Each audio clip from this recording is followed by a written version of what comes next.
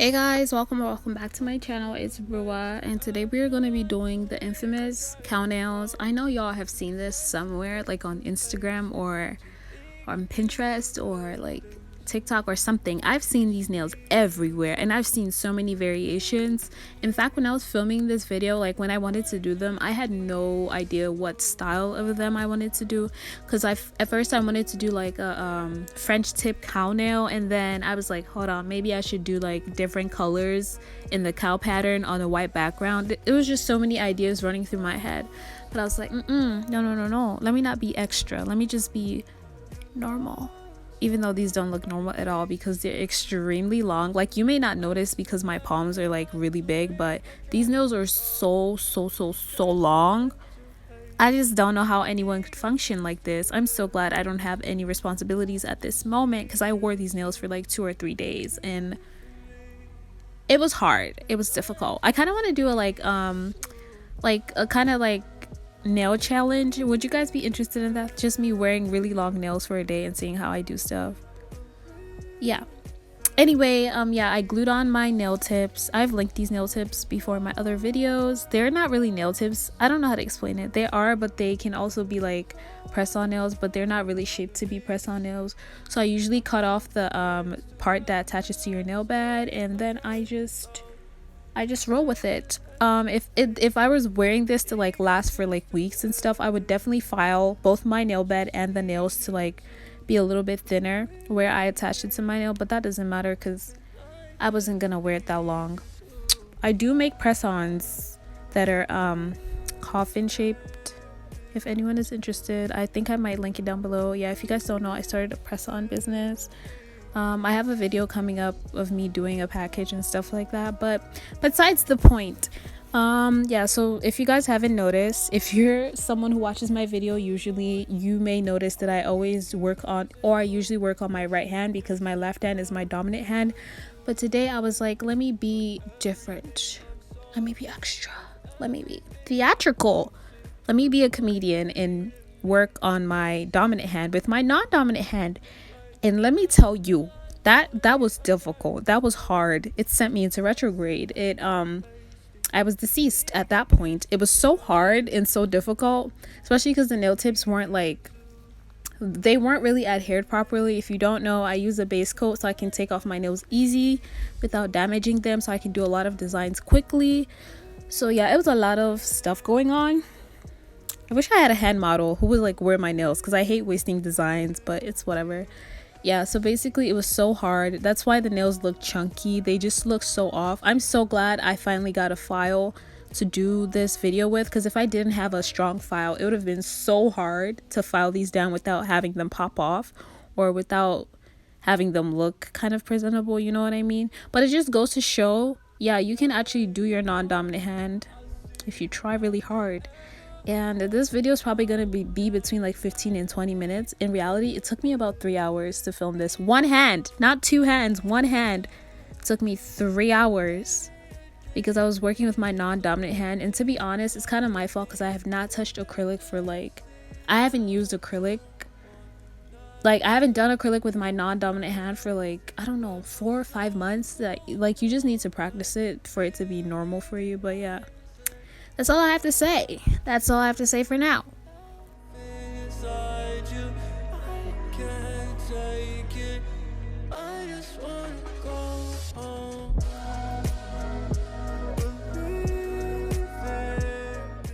Also, if you notice that I changed my brushes, it's because the first marble brush that I used at the beginning of the video, it was a new brush and I was just like not liking how it was. I'm not used to that brush. I didn't vibe with her, you know? So I changed back to this one, which I'm used to.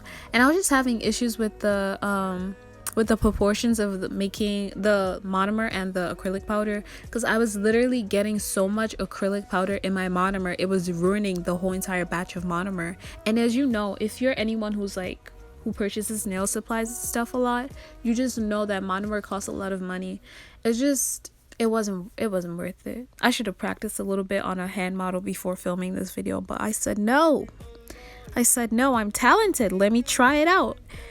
I fumbled the bag. It was just really difficult at first. It got easier when I got towards like the last nail, especially the thumb. The thumb is like working on someone else's hand because you can face it towards yourself and it feels natural when you do it. But all the other fingers, we don't mess with them. It was just too hard. I love how I'm complaining like I didn't do the nails. Like I did get it done. It was just looking back now, there are a lot of things I could have done differently. I'm just being honest, you know. I do get comments from people who are like, hey, I'm trying nails out for the first time and I watch your video, so I guess it's okay for me to tell you guys the truth. I don't want to be like, hey, this was super easy, because it really wasn't. Like when I first started doing acrylic, I practiced with both hands like every day for like 2 weeks. So I would alternate my hands.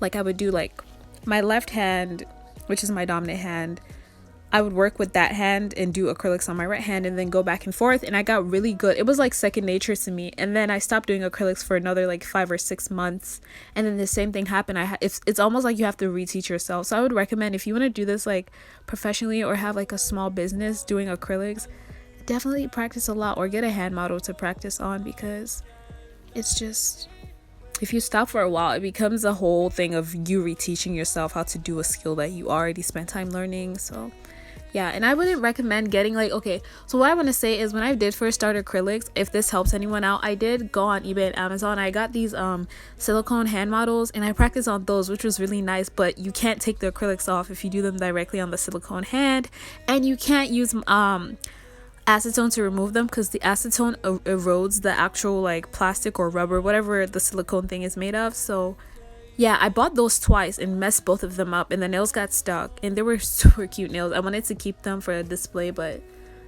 yeah, so don't buy that. Buy the ones with the removable tips, the ones that you can hook on. I don't know if that makes any sense to anyone. The brown ones, the brown practice hands, buy those, invest in those. They're like between $20 and $30, so you can like keep the nails when you're done.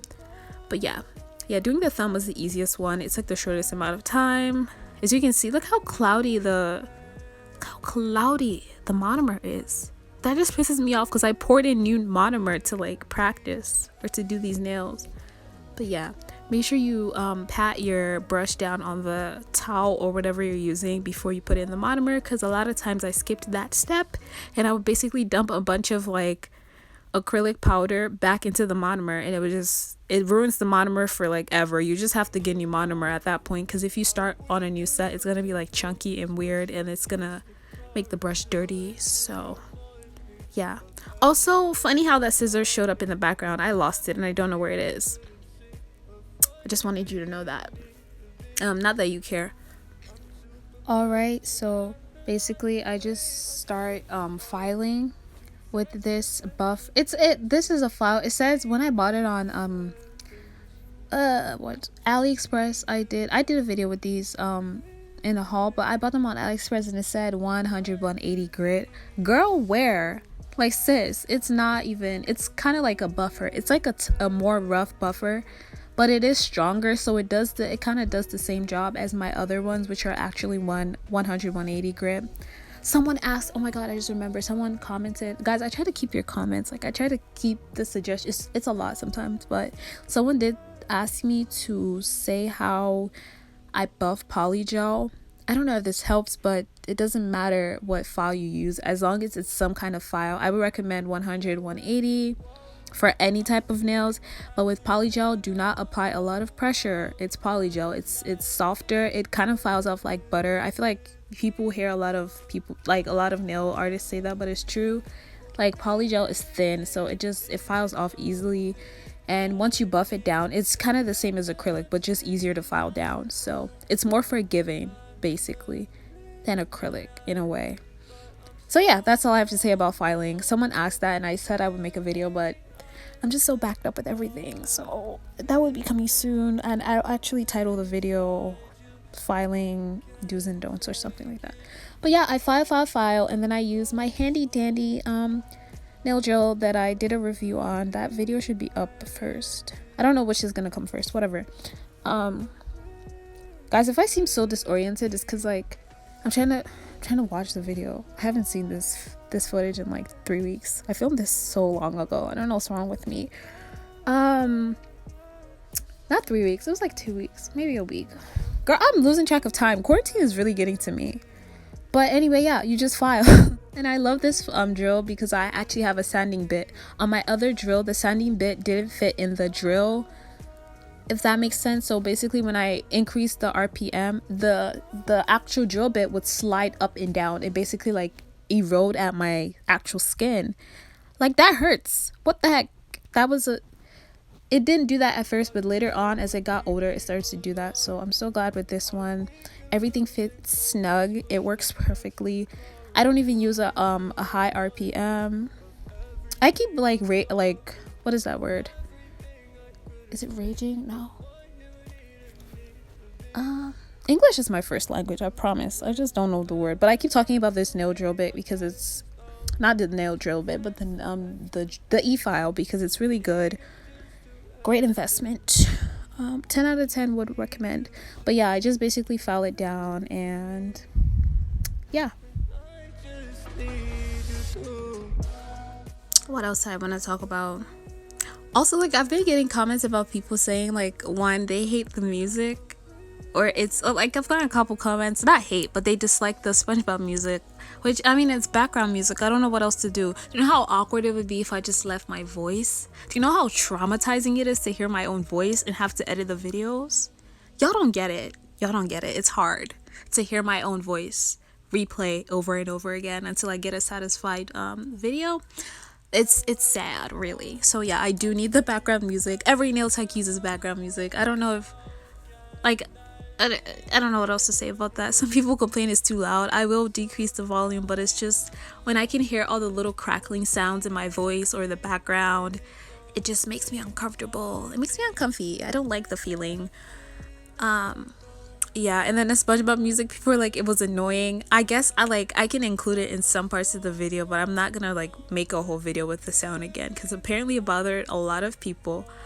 I can see it. I can see how, but yeah, I'm gonna decrease that, jazz things up a little bit.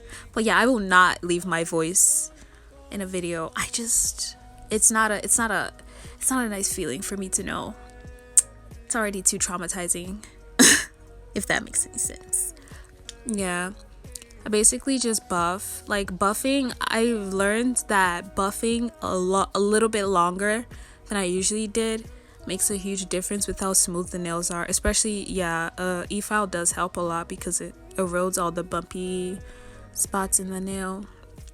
But here I'm doing black and brown. I was gonna do like pink, purple, lavender, sky blue, black, and brown, like on one hand. I was gonna do like different colors for each nail, but I was like, let me not be extra. Let me just do a normal cow set, which involved me doing a black and brown cow design.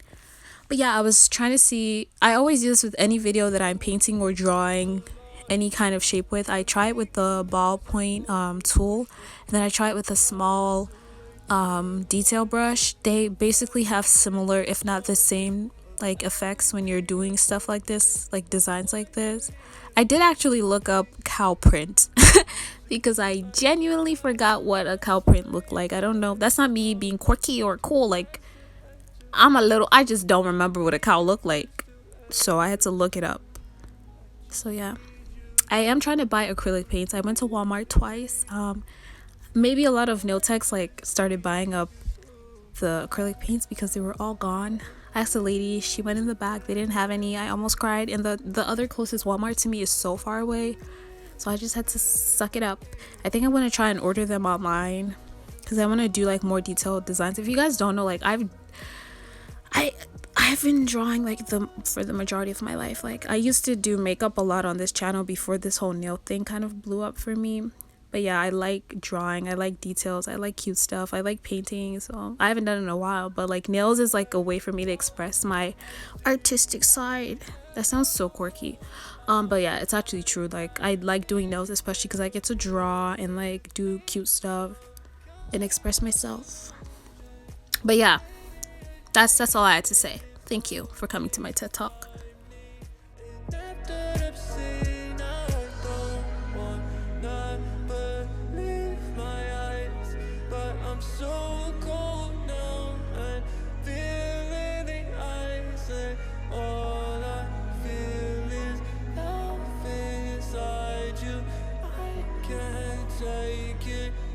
I just wanna go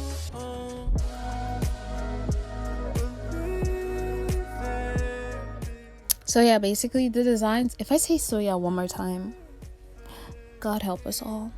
What am I trying to say? I'm so sorry to anyone who has to listen to me, but I just basically do the design, the color spots on every other hand, and then I use the brown to fill up the other hands that I left. So it's like an alternating design, and it looks a little bit coherent. It would look nicer with two hands. Actually, I was gonna do two hands, but then the one hand took 3 hours, and I just scrapped the whole idea and did one hand. I've also been planning to do like, I don't know, a shop with me thing. I broke my ring light. I broke my $70 ring light. I know that's not a lot of money to some people, but I'm a broke college student. That is a lot of money to me. So I have to figure out how to stand it in the little spot in my room that's empty enough for me to film in. And then I have to like record me. I know people don't care about how like editing and stuff, but like it's just a lot. After breaking my light, like I don't know where I'm gonna get a source of light from. Is my room is so dark. I don't know if I've said this before, but it's so ugly and dark and dim. Like I need lighting so I can film my face. I just realized a lot of people don't even know what I look like. I mean, you can scroll down through my videos and see me. Please don't, actually. Don't do that. Never mind. Just stick with the voice and the hands. I don't want to see it. But yeah, I'm gonna try to record that video. I've said it like twice now and I still haven't recorded it. I'm just trying to figure out my setting and editing and stuff like that. But yeah, I will do a Aliexpress shop with me. By the way, I'm doing all these mini hauls not because I'm buying new things. These things have just been coming randomly, and because of everything going on, the shipping time for everything got extended. So I did say this in my earlier videos, I just didn't know like how long it would. They extended some of my packages for like 2 or 3 weeks, so some things actually did come in almost 7 or 8 weeks, which is like past a month and a half.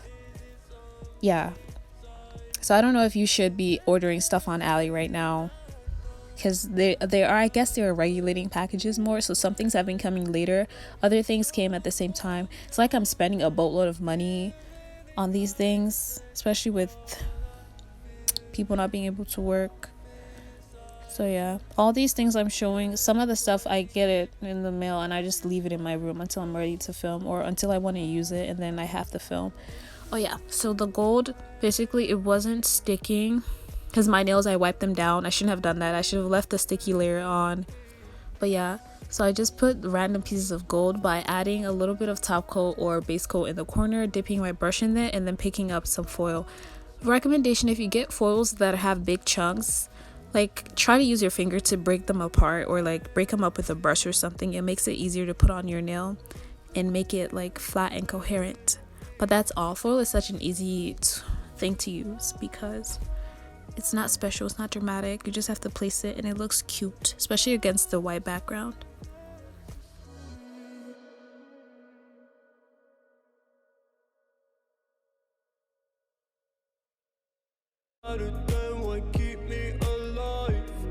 I'm weak and losing focus, pushed against the current, too late to remind me of everything. I'm sorry, of everything I couldn't see. So I just add my top coat, and that is basically it for this video. Thank you guys so much for watching, commenting, subscribing. Thank you for helping growing this channel. Oh my god, guys, I know we can get to 1K. I just know it. Again, thank you guys so much for subscribing, commenting, and liking, and I'll see you in my next video. Bye. Also, link down below for my nail business, my press-on nails, if you guys are interested, or DM my Instagram account for my nails at Rua Beauty, and I'll see you in my next video. Bye.